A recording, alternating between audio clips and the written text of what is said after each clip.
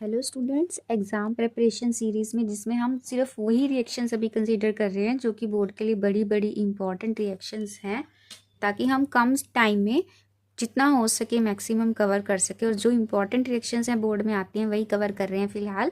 Detail में नहीं हम ले रहे, जो जो ज़रूरी है नेम रिएक्शंस वो कर रहे हैं।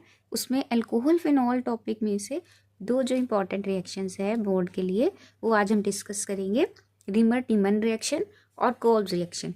ये भी बोर्ड के लिए ज़रूरी रिएक्शन है, तो अल्कोहल फिनॉल में हम इन्हीं दोनों को के ऊपर फोकस करेंगे। तो स्टार्ट करते हैं with reamer teamer reaction. Reamer teamer reaction के लिए सबसे पहले आपका रिएक्टेंट क्या है आपको पता होना चाहिए कि रीमर टीमर में हमारा किसकी रिएक्शन होती है, ये फिनोल की। किसकी स्पेसिफिक रिएक्शन है ये, फिनोल फंक्शनल ग्रुप की स्पेसिफिक रिएक्शन है। और रिएजेंट क्या यूज़ करना है आपने, आपको रिएजेंट याद करना है कि रिएजेंट होता है हमारा क्लोरोफॉर्म। इसको क्या बोलते हैं, क्लोरोफॉर्म। क्लोरोफॉर्म एक इम्पॉर्टेंट रिएजेंट है, तो काफ़ी रिएक्शनों में आपने देखा होगा कि यूज़ होता है। और बेसिक मीडियम है सोडियम हाइड्रोक्साइड की प्रेजेंस में एट 340 केल्विन टेम्परेचर में आपका रिएक्शन होता है। यहाँ पे एक NaCl लिबरेट हो जाएगा और H2O माइनस होगा, ये वाला H, ये वाला H2। अब यहाँ पे बनना क्या है आपका,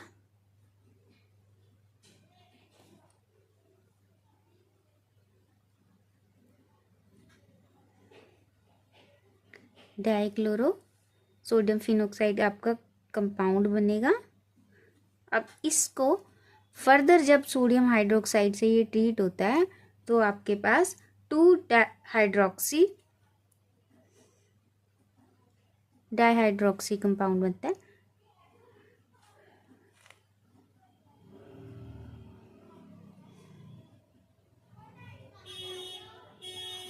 ये होता है। उसके बाद फर्दर एक H2O माइनस हो जाएगा ये वाला, और आपके पास ये कंपाउंड बन जाएगा जो फर्दर डाइल्यूट HCl से जब आप ट्रीट कराते हो तो आपके पास क्या बन जाएगा, सैलिसैल्डिहाइड। क्या बन जाता है, सैलिसैल्डिहाइड बन जाता है। सैलिसैल्डिहाइड यानी ऑर्थो प्रोडक्ट ही क्यों मिल रहा है आपको, ऑर्थो प्रोडक्ट मिल रहा है सैली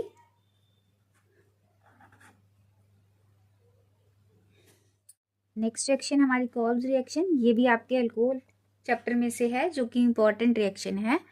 अब इसमें क्या रिएजेंट है, उसमें हमने फिनोल लिया था, इसमें क्या लेना है आपने, सोडियम फिनोक्साइड।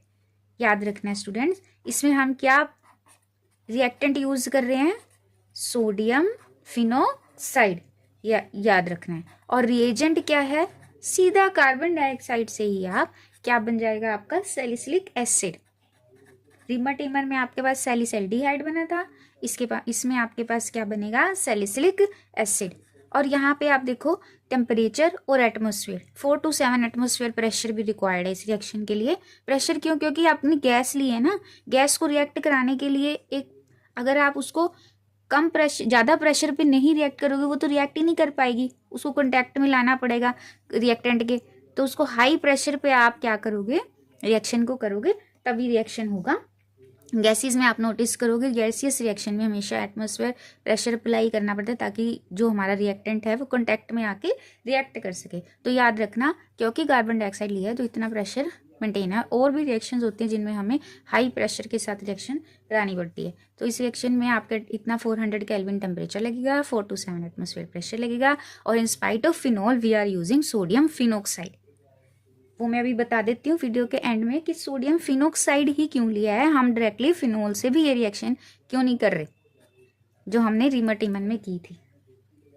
अब आपके पास क्या बन जाएगा, अब ये जो सोडियम था यहाँ पे प्रोटोन एक्सचेंज हुआ है, ये एक रिवर्सिबल और फास्ट स्टेप है जिसमें यहाँ पे प्रोटोन एक्सचेंज होता है। अल्कोहलिक ग्रुप के पास हमेशा प्रोटोन रहता है और सोडियम हमारा सोडियम कार्बोक्सिलेट जो है ज़्यादा स्टेबल होता है as compare to carboxylic acid, इसलिए यहाँ पे एक एक्सचेंज हो जाता है। तो ये आपको याद रख लेना है ये स्टेप में भी। फिर HCl हाइड्रोलिसिस हमारा NaCl माइनस हो जाएगा और यहाँ पे भी क्या लग जाएगा, प्रोटोन।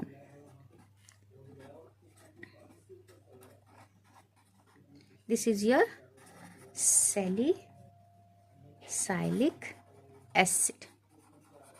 समझ आ गई स्टूडेंट्स। अब इसमें भी अगेन मेजर प्रोडक्ट हमारा क्या है, ऑर्थो प्रोडक्ट। मेजर क्या है, ऑर्थो प्रोडक्ट। और इसी को अगर आप, क्योंकि ये जो सैलिसिलिक एसिड है ये प्रिपरेशन के लिए बहुत इंपॉर्टेंट है और मेडिसिनल पर्पस के लिए, इसलिए ये जो रिएक्शन है कॉल्स इंपॉर्टेंट, क्योंकि जो सैलिसिलिक एसिड बन रहा है सैलिसिलिक एसिड से, और जो इसके सैलिसिलिक एसिड तो इटसेल्फ इतना इंपॉर्टेंट नहीं है, लेकिन इससे जो कंपाउंड्स बनते हैं वो इंपॉर्टेंट है, जो इसको खुद इंपॉर्टेंट बना देते हैं। इसीलिए ये रिएक्शन आप नोटिस करोगे, कॉल्स रिएक्शन भी बहुत पेपर्स में पूछी जाती है।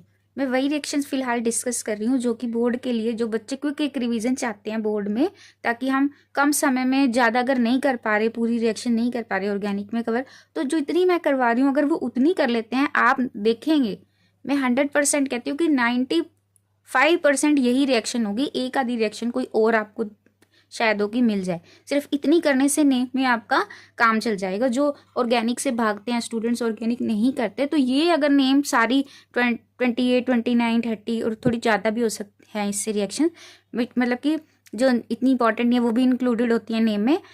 तो इतनी भी कर लोगे जितनी मैं टॉपिक वाइज करा रही हूँ, तो आप अच्छे से बोर्ड के नेम रिएक्शन वाला टॉप जो है कवर कर लोगे सारा ऑर्गेनिक में।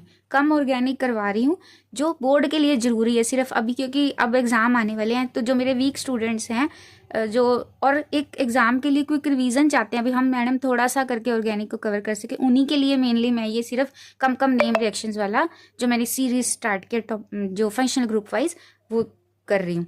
तो उसमें कॉल्स रिएक्शन में याद रखने के लिए मैं इसके आगे के पार्ट बता रही हूँ। जैसे ये सैलिसिलिक एसिड बना, क्यों ये रिएक्शन इंपॉर्टेंट हो गई, क्योंकि जो सैलिसिलिक एसिड बना है वो एक रॉ मटेरियल है फॉर अदर जो हमारे प्रोडक्ट बनते हैं। जैसे सैलिसिलिक एसिड से आप एस्पिरिन बना सकते हो। एस्पिरिन सुना होगा, वैसे तो अब बैन है, पर पहले डिस्प्रिन की जगह एस्पिरिन यूज होती थी। जब ये एसिटिक एनहाइड्राइड से रिएक्ट होता है, ये आपका एनहाइड्राइड ग्रुप है,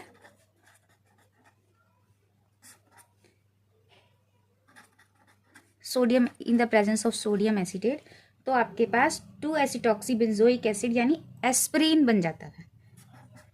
यहाँ पे एसिटाइलेशन हो जाएगी, ये वाले अल्कोहल की क्या हो जाएगी, एसिटाइलेशन। और ये जो कंपाउंड बना है इसको बोलते हैं एस्पिरिन। अब सैलिसिलिक इतना जरूरी नहीं है, लेकिन जो ये इससे बना है प्रोडक्ट ये इंपॉर्टेंट है।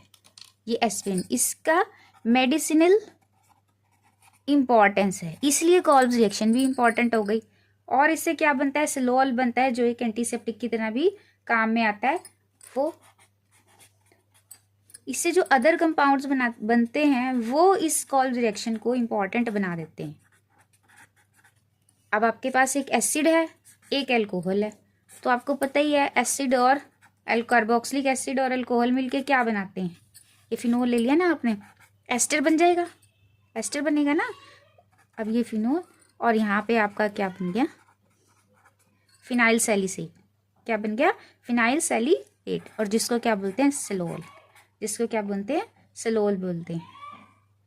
तो ये भी बड़ा इंपॉर्टेंट है, एक रिएजेंट है, ठीक है। ये सारी जो सिलोल है जो इंटेस्टाइन एंटीसेप्टिक की तरह काम आता है, ये भी क्या है, एक एंटीसेप्टिक है। तो और भी इससे जो कंपाउंड्स बनते हैं उनके लिए ये एक रॉ मटेरियल है। इसके रॉ मटेरियल होने के कारण आपकी कोल्स रिएक्शन क्या हो गई, वेरी इंपॉर्टेंट।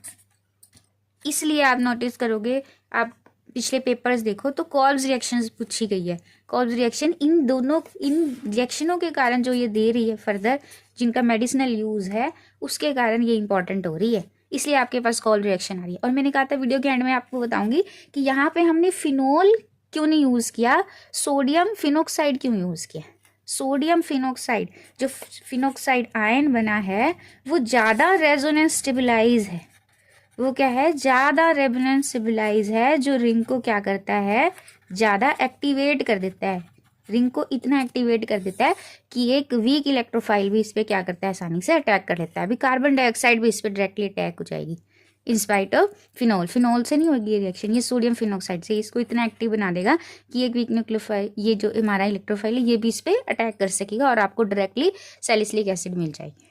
समझ आ गया। तो ये बातें इसलिए बताती हूँ ताकि आपको रिएक्शन थोड़ी याद रहने में आसानी हो, रिएक्शन फिर याद रहेगी आपको कि हाँ ये बातें बोली थी मैडम ने, तो उसके अंदर ये कार्बन डाइऑक्साइड थी इतने, इसमें मैंने प्रेशर वाली बात इसलिए बोली ताकि आपको याद रहे कि प्रेशर यू भी गैस है तो प्रेशर भी याद रह जाएगा, इनको कोरिलेट कर दिया मैंने। फिर ये सोडियम फिनोक्साइड याद रहे, बार बार इस पे जोर दे रही हूँ ताकि आप फिनोल ना लिखा हो, कॉल्स और रीमर में आपस में मिक्सिंग ना कर दो, ठीक है। अब इसमें NaOH लेने की जरूरत नहीं ना बड़ी, हमने लिया ही सोडियम फिनोक्साइड है, उसमें पहले फिनोक्साइड बनाना पड़ रहा है, ठीक समझ आ गई आपको बात। और इम्पॉर्टेंट इसलिए बता दी क्योंकि इसके जो बाद में प्रोडक्ट्स बनते हैं इससे उनकी मेडिसिनल वैल्यू है, इसलिए कॉल्स इम्पॉर्टेंट। तो इन बातों से आपको याद रहेगी जो स्टूडेंट्स हैं, और बोर्ड में अच्छे से आप अटेम्प्ट कर सकोगे रिएक्शन, इसलिए आपको ये इनकी थोड़ी हिस्ट्री और इनके बारे में बताया था कि याद रहने में आसानी मिले आपको, ठीक है।